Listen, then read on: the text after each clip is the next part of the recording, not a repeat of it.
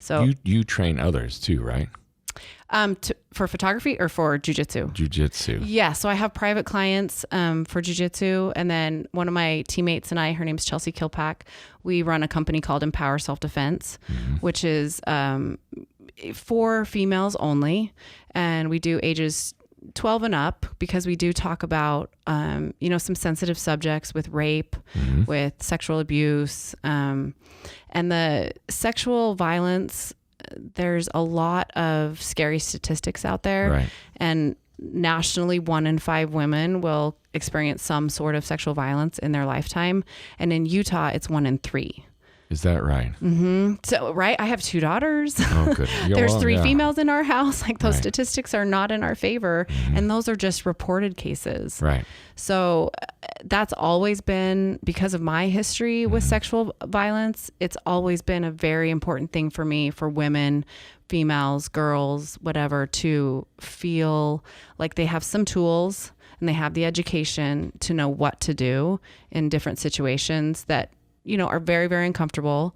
So Chelsea and I work really hard. We do one big seminar a quarter, and we donate all the proceeds to a different charity that affects women's health. That's aligned with your vision. Right. Yeah. So we did the Utah Coalition Against Sexual Assault last seminar, and we donated almost $5,000. Oh, goodness. Yeah, that's significant. Yeah, we have, and the community feedback has been wonderful. Yeah. And Chelsea and I individually have been contacted by several, I mean, it's so sad, but it's also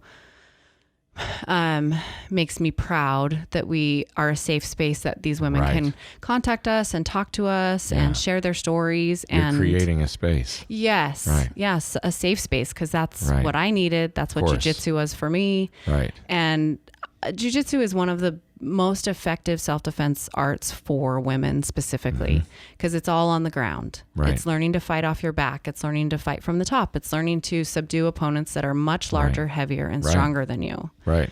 Yeah. So it all plays into it. And honestly, I think the stat was 88% of sexual violence happens with an acquaintance or a family member. Yeah. So the education we do at our self-defense seminars focuses a lot on just knowing that you have a safe adult, or you have a trusted friend, or, there's all sorts of education pieces that go into,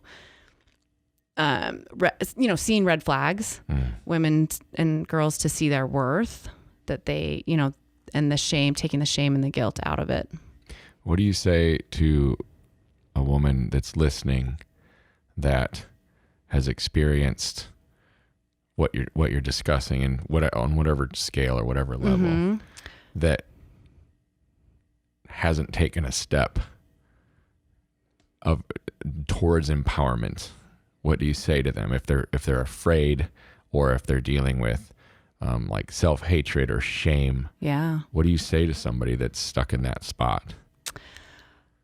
Yeah, I think the first thing I would do is wrap my arms around them. Yeah, and I would tell them that I am so sorry, and that nothing they did caused it. It's not their fault. And then I would leave it up to them. People will only seek help when they're ready.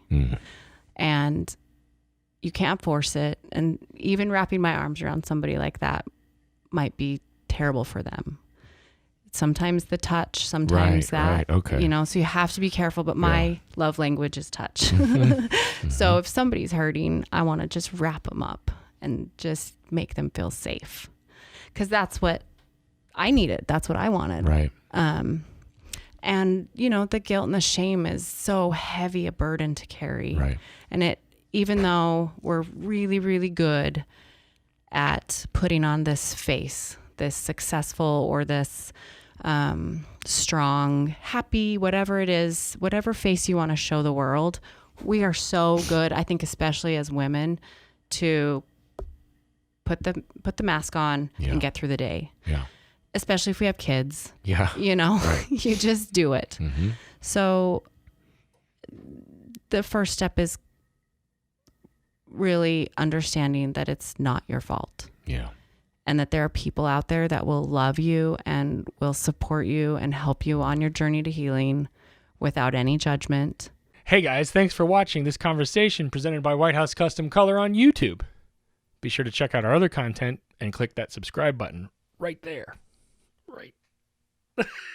Right there. It's there somewhere.